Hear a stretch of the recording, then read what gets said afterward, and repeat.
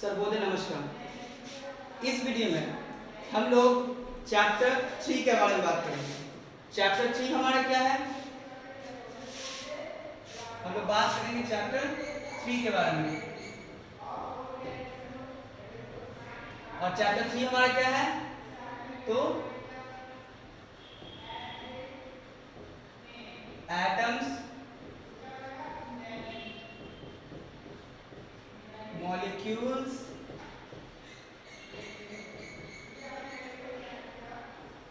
And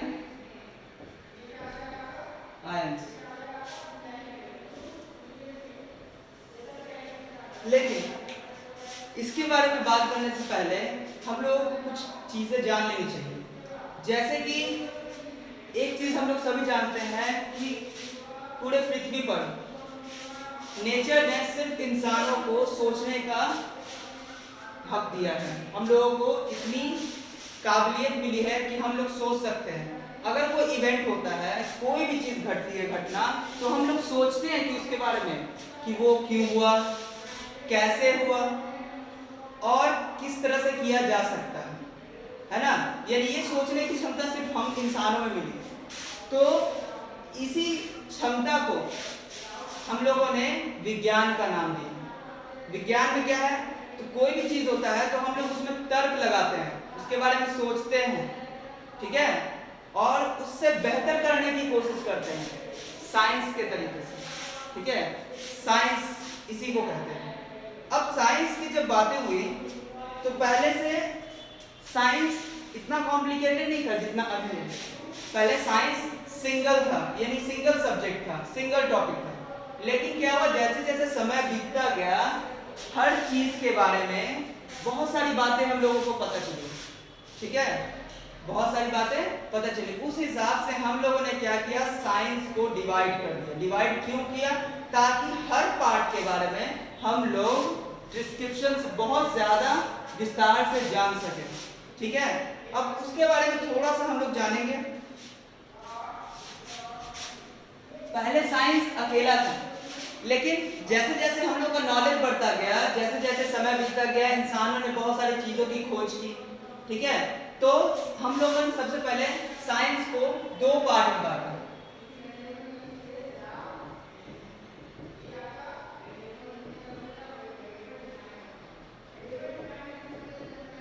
science को हमने दो पार्ट में डिवाइड किया। पहला हम लोगों का क्या आता है?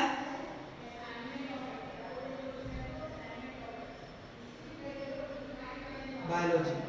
और दूसरा क्या आता है?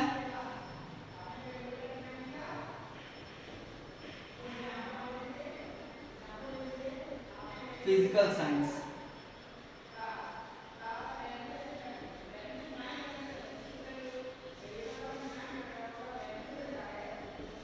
ठीक है, पहले हम लोगों ने बायोलॉजी और फिजिकल साइंस अलग अलग बांट दिया। फिर क्या हुआ कि इसमें भी बहुत सारे हम लोगों को मिलने लगा। देखो, बायोलॉजी मींस जिंदा लोगों के बारे में जानना, ठीक है, जो लिविंग थिंग्स हैं। बायोलॉजी में हम लोग लिविंग थिंग्स के बारे में पढ़ते हैं, और फिजिकल साइंस में हम लोग नॉन लिविंग थिंग्स के बारे में पढ़ते हैं। लेकिन समय फिर भी बीतता गया और लिविंग थिंग्स में भी बहुत सारी चीजें हम लोगों को पता चली, बहुत सारा नॉलेज मिला। तब हम लोग क्या किए, बायोलॉजी को भी हम लोगों ने दो पार्ट में डिवाइड किया। कौन कौन सा पार्ट? तो एक बना बॉटनी,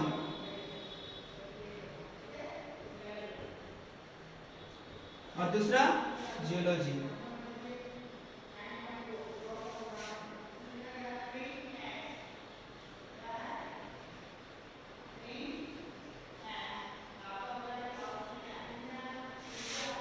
इस तरह से बॉटनी में हम लोग सिर्फ पेड़ पौधे के बारे में पढ़ते हैं, और जियोलॉजी में हम लोग किसके बारे में पढ़ते हैं? तो लिविंग थिंग्स, जैसे कि जीव जंतु, मीन्स कि हम लोग फिर कुत्ता, बकरी, जो भी है लिविंग थिंग्स में, जो भी एनिमल्स हैं, ठीक है, हम लोग भी एनिमल्स हैं, हम लोग सोशल एनिमल्स हैं। जितने भी एनिमल्स हैं उसके बारे में हम लोग जियोलॉजी में पढ़ा। और बॉटनी में किसके बारे में पढ़े हम लोग? तो बॉटनी में हम लोगों ने पेड़ पौधे के बारे में पढ़ा, ठीक है। उसके बाद फिजिकल साइंस में भी जब नॉलेज बढ़ा तो फिजिकल साइंस को भी दो पार्ट में डिवाइड किया गया।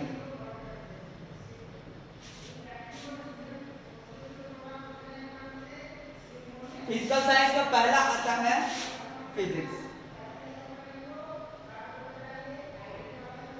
और ये केमिस्ट्री।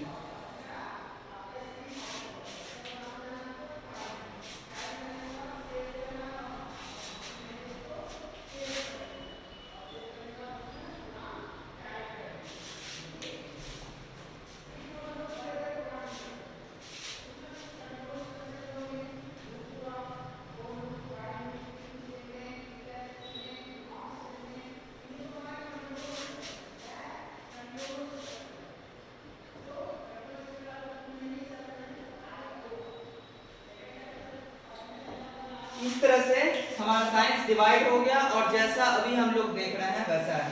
फिजिक्स में लॉज ऑफ मोशंस, जैसे दोनों नॉन लिविंग थिंग्स हैं, लेकिन फिर भी फिजिक्स में हम लोग लॉज ऑफ मोशंस, फिर ग्रेविटेशनल फोर्स यानी लॉज के बारे में पढ़ते हैं। और केमिस्ट्री में हम लोग क्या पढ़ते हैं, तो हमेशा हम लोग केमिस्ट्री में पढ़ते हैं रसायन, मॉलिक्यूल्स, आयंस, जो मैटर्स हैं उसके बारे में पढ़ते हैं, ठीक है। इस तरह से साइंस को डिवाइड कर दिया गया अलग अलग सब्जेक्ट्स में, ठीक है।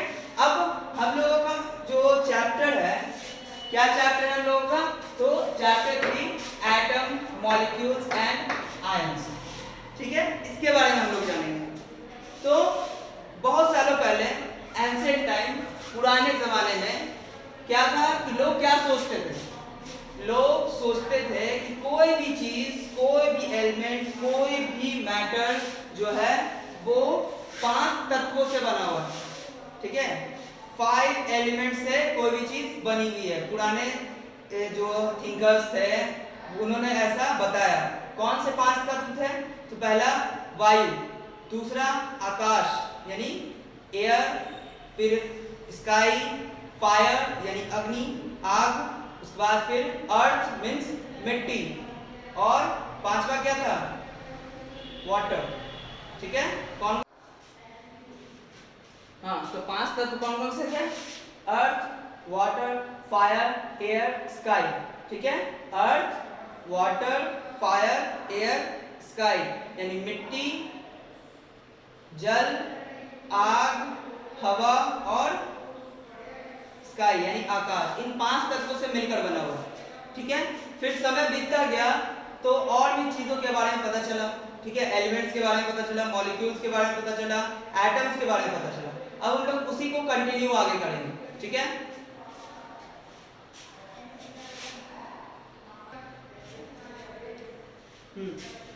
तो अभी मैंने क्या बताया था कि जो ऑल टाइप्स ऑफ मैटर्स हैं वो 5 तत्वों से बने होते हैं, जो पहले के फिलोसफर्स ने कहा। फिर आगे क्या हुआ, आगे the Indian philosopher Kanad was of the view that matter consists of eternal and imperceptible particle called परमाणु। फिर हमारे जो इंडियन फिलोसफर कन्नड़ है उन्होंने कहा कि हर मैटर जो है, जितने भी पार्टिकल, जितने भी मैटर्स होते हैं वो क्या है, एक छोटे छोटे पार्टिकल से बने होते हैं, जो जिसे परमाणु नाम दिया गया यहाँ इंडिया में। तो आप सोच रहे होंगे परमाणु क्या होता है, लेट थिंक ये कोई मैटर है, ठीक है। तो मैटर का इतना पार्ट लिए, तो जब इतना लिए तो ये इतना लिए, फिर हम इतना लिए, मतलब इसको तोड़ते गए, इतना लिए तो ये भी इतना सा था, फिर इतना लिए तो ये भी टूटा, फिर इसको इतना लिए तो ये अकेला रहेगा। तो देखिए इसे तोड़ते गए तो लास्टली एक ऐसा पार्टिकल आया जो टूट नहीं सकता, ठीक है। इसी का नाम परमाणु रख दिया गया,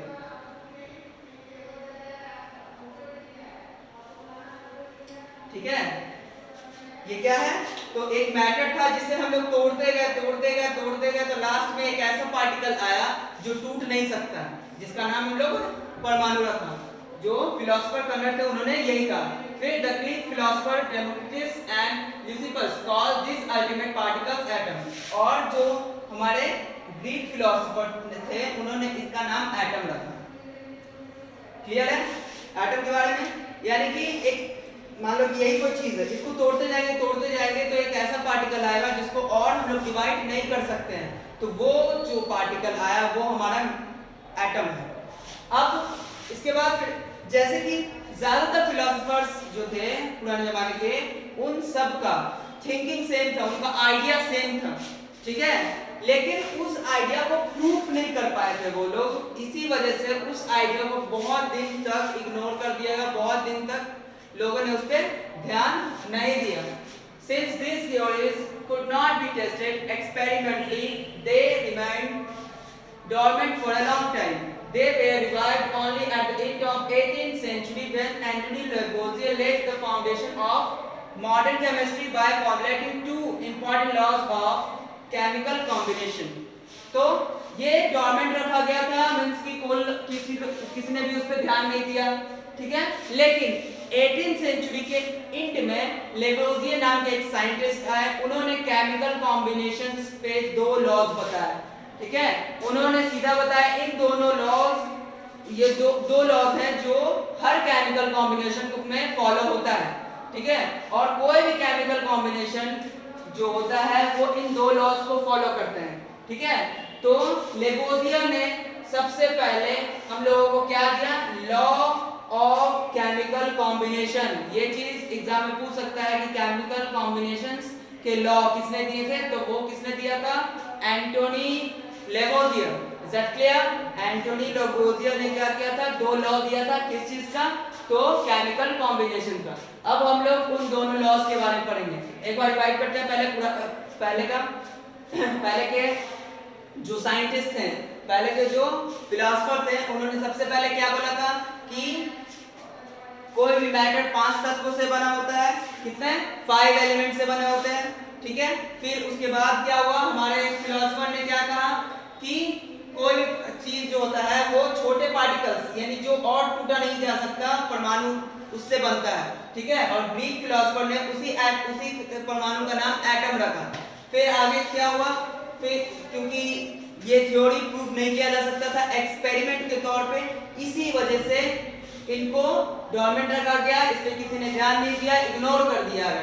बाद में क्या हुआ, लेवोजियर आए, लेवोजियर ने 18th सेंचुरी के एंड में क्या किया, दो लॉज दिया, जिसे हम लोगों ने लॉज ऑफ केमिकल कॉम्बिनेशन के नाम से हम लोग जानते हैं।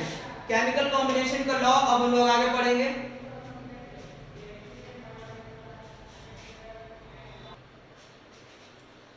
तो अब हम लोग लॉज के बारे में पढ़ेंगे। लॉ क्या है, लॉज ऑफ केमिकल कॉम्बिनेशन, ठीक है। लॉज ऑफ केमिकल कॉम्बिनेशन किसने दिया था, लेवोजियर ने दिया था।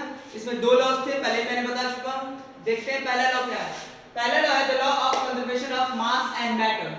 According to this law, there is no detectable loss or gain in total mass of substances during the chemical reaction. ये कह रहा है सीधा, ये लॉ सीधा कह रहा है कि कोई भी केमिकल रिएक्शन होगा तो केमिकल रिएक्शन से पहले जो उसका मास होगा, केमिकल रिएक्शन के बाद जो उसका मास होगा, दोनों का मास इक्वल होगा। यानी कि किसी भी केमिकल रिएक्शन में ना मास गेन करेगा और ना ही लूज करेगा, ठीक है। केमिकल रिएक्शन में क्या होगा कि एलिमेंट का जो मास पहले रहेगा वही मास बाद में होगा, यानी कि ना मास गेन करेगा और ना ही लॉस करेगा, ठीक है। एक एग्जांपल लेकर समझते हैं। हमारे पास समझ दो एलिमेंट्स हैं ए और बी, जिसे हम लोगों ने रिएक्ट कराया और बनाया सी और डी, ठीक है। दो एलिमेंट्स हैं ए और बी, रिएक्ट करके सी और डी एलिमेंट्स बनाए। तो समझेंगे कैसे, मान लो कि ए जो है वो 20 ग्राम का है और बी जो है ये 30 ग्राम का है, ठीक है। तो इधर बन गया क्या, सी जो है 10 ग्राम और डी जो है 40 ग्राम, ठीक है। अब हम लोग टोटल करके देखते हैं। तो जब इसे हम लोग टोटल करेंगे तो क्या आया, 20 प्लस 30 50 ग्राम, और इसे जब टोटल करेंगे तो क्या आएगा, 10 प्लस 40 50 ग्राम। यानी कि क्या हुआ कि दो एलिमेंट्स जो था वो रिएक्ट करके दो एलिमेंट्स अलग बनाया, ठीक है। तो इन दोनों का जो सम है वेट का वो भी 50 ग्राम है, इन दोनों के सम के इक्वल, मींस कि ना तो इसमें वेट लॉस हुआ और ना ही गेन हुआ। पहले भी दोनों मिलाकर 50 ग्राम था और बाद में भी दोनों मिलाकर 50 ग्राम है, ठीक है। ये पहला लॉ था। पहला लॉ सीधा कह रहा था कि कोई भी केमिकल रिएक्शन में कभी भी ना वेट गेन करेगा एलिमेंट और ना ही वेट लूज करेगा। Second, the law of constant and definite proportion. All pure specimens of the same compound always contain the same elements combined together in the same proportion by weight. Okay?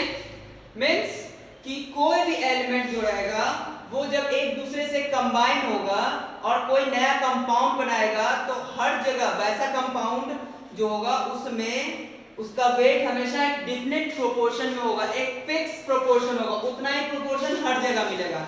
एक example हम लोग water लेते हैं। Water एक compound है, we all know. Water जो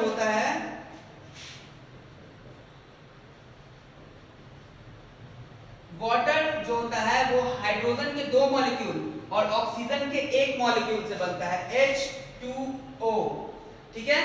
इसमें hydrogen का दो मॉलिक्यूल है और ऑक्सीजन का एक मॉलिक्यूल है। हाइड्रोजन का वेट क्या होता है?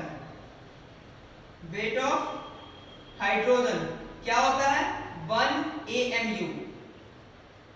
AMU का मतलब आप लोग जानते ही होंगे, एटॉमिक मास यूनिट। उसके बाद वेट ऑफ O यानी ऑक्सीजन का वेट होता है 16 AMU, ठीक है। अब दोनों का प्रोपोर्शन देखते हैं।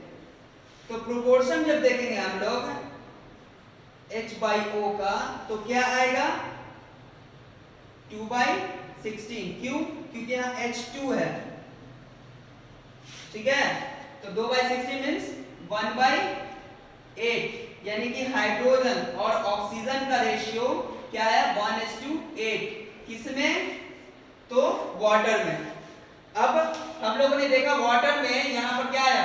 1:8 इसका प्रोपोर्शन, ठीक है। अब पानी तुम कहीं से भी ले लो, चाहे नल का वाटर ले लो या फिर फिल्टर का वाटर ले लो, बारिश का वाटर ले लो, कोई भी वाटर लेंगे तो उसमें हम लोगों को यही प्रोपोर्शन मिलेगा वाटर का, ठीक है। वाटर कहीं का भी हो, ठीक है, उसका प्रोपोर्शन होगा 1:8।